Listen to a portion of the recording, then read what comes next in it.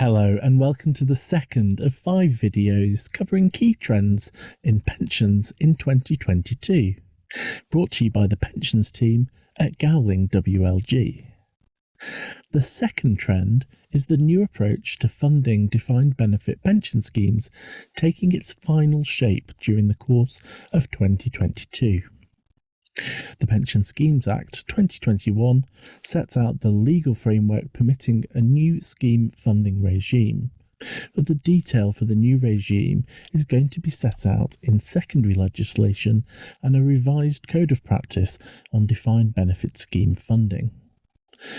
The Department for Work and Pensions and the Pensions Regulator were originally expected to publish their final regulations and guidance in 2021. Of course, this did not happen.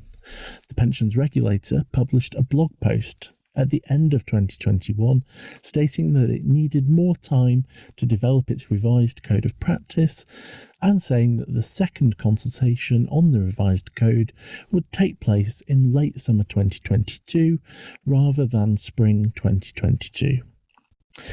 This delay is likely to have an impact on the timing of when the funding regime actually goes into force.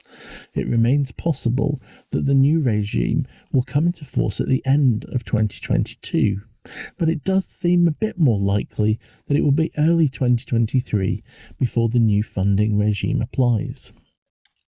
Under the new scheme funding regime, trustees will need to determine a scheme-specific funding and investment strategy, which was also originally referred to as the long-term strategy, the long-term objective or LTO.